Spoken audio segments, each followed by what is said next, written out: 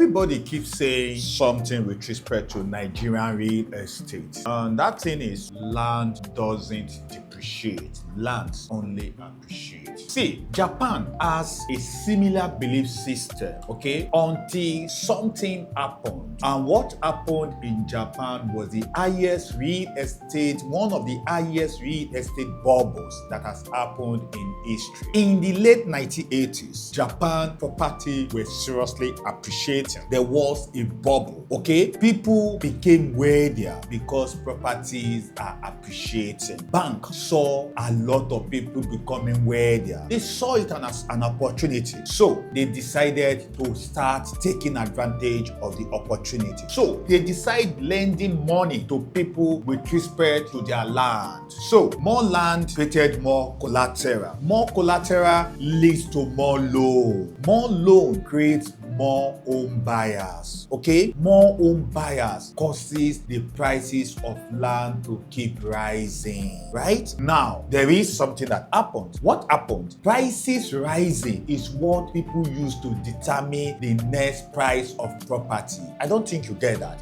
Because people are buying property now, property starts increasing, appreciation comes. Because of that, that is the determining factor that they use to determine the next price of land. Same thing is happening in Nigeria now, okay? That is the first intelligence in this conversation. But let me draw your attention to something. See, sometimes when prices rises, okay, it might be because the economy is creating a value. But other times, because prices are rising, might be the reason why more capital, okay, with respect to property purchase might be happening. These two are not the same thing, okay? Japan experienced the same bubble, okay? Because people were spending their money, investing their money in property, banks were making a lot of money from it, property decided increasing. Not because the economy of that country was generating value. And because of this, Japan banks solely rely on issuing land, giving loans to people with respect to land. People increasingly believe that Japan land can never depreciate, especially the prime land. See, the fact that land cannot disappear doesn't mean that the economy value cannot fail. But something happened, okay? The monetary and credit facility became restricted, meaning bank creating restriction. Prices of land started dropping, okay? What created wealth before now turns to what is not ready to create wealth. How did they create wealth in the first place? Because prices are increasing. Prices attract collateral, right? Collateral attracts credit, okay? Credit creates demand. Okay, and demand now creates higher price increase. Okay, but now when this restriction came up, what now happened? Lower prices now created lower collateral. Lower collateral now started creating lower credits. Lower credits now started creating lower demand. Because there's no demand, prices of property start falling. The same thing, okay, that made property to increase because of monetary and credit restriction. What created wealth started creating poverty. What was taking them up started bringing them down. See, this very thing that happened, this might have happened over 30 years ago, but Japan monetary institution, they tried everything in order for them to get back to the best position in which their banking sector can be in. They did a lot of work to clean it up. Why does it relate to Nigerian investors? See, you might be saying that this is something that has happened 30 years ago, but you know why I'm sharing this video? The same language that the Japanese were speaking then, that land doesn't depreciate, we started speaking it here in Africa, here in Nigeria. Let me challenge your mind a little bit. A developer moving from phase 1, okay, and is selling that phase 1 for 10 million naira, is moving into phase 4, and that phase 4 is selling for 40 million naira. Let me ask you this question. Do you think you will be able to sell your phase 1 that you bought for 10 million naira for 40 million naira? That is the hidden intelligence in this conversation. See, developer pricing is not always secondary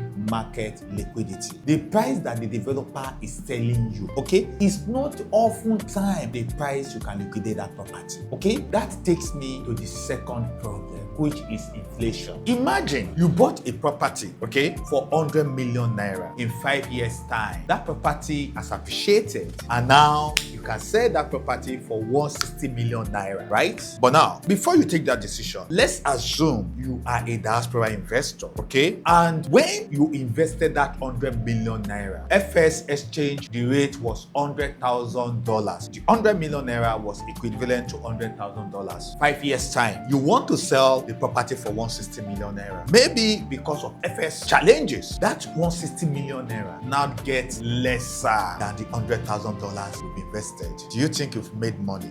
There is a depreciation, okay? Definitely, you have made money in naira. Your property has appreciated in naira, but your property have not appreciated in FS, in dollars. There are three things that they always measure. One is nominal return. Number two is real return. And if you are a diaspora investor, you measure FS adjusted return. Now, let's go deeper. See, Japan is teaching us something that we need to pay attention to. Japan real estate crisis is letting us to understand that collateral is not the same thing as cash flow. Let me ask you a question. Imagine you have a property profile worth 2 billion naira. Don't let me say property profile. You have land worth 2 billion naira, and you have an emergency cash of 500 million naira. How long will it take you to get that cash of 500 million naira? Is it 30 days? Is it 90 days? Is it 18 months or even 2 years? Okay? How long will it take you to get that cash? Remember, without destroying the value. That is what we call liquidity profile. Collateral can make you look wealthy, but cash flow determines if you will remain wealthy. You might have a very good net worth on papers, but what about your bank account? Okay? As an high net worth individual, see, whenever you are calculating your property net worth, at the same time, remember to calculate your property liquidity profile. Calculate it for 30 days, for 90 days, for 18 months and 2 years, and taking note that you don't destroy that property value. For young entrepreneurs, don't buy land because they are telling you that you're better buying land. Don't buy land because they tell you the price will increase next month. See, don't buy land because someone told you that the price of this land was 5 million naira last year, but today it is worth 10 million naira. Because the developer is raising the price doesn't mean that the economy or the market is raising the value. Let me tell you a secret. Previous price increase is not an investment thesis. Let me repeat myself. Previous price increase is not investment thesis. You need to ask questions like, what are the economic activity that is coming here? What are the infrastructures that are coming here? Who will live here, sef? Who will live here? What is going to create purchasing power here? What is the comparable transaction amount that is happening in this environment? Finally, if I want to sell this land, who is going to buy it from me? That is your exit strategy. You need to pay attention to that. It's not all about you buying it, but have you put your exit strategy into consideration? That is how institutional investors, that is how they think.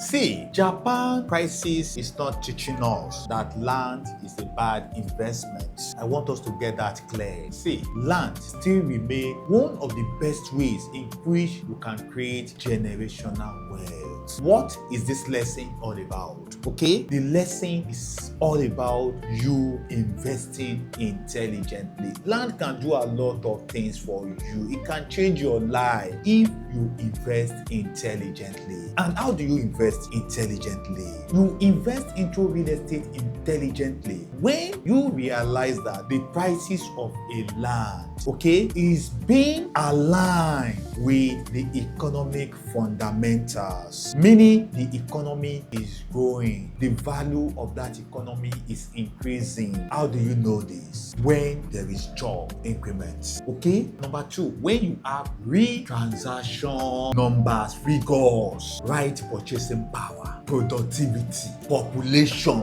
infrastructure, economic activities, and many more. These are things you need to pay attention to before you buy a land. And that's what we do for you at Freedom Homes. I'm a developer, but I can tell you that a developer can increase the property price of a land, the asking price of a land from just a spreadsheet. So pay attention to these elements. Japan did not teach us that land is bad, but Japan is teaching us that no asset, should be trusted beyond the economic fundamentals that is supporting its value. I believe you've learned something.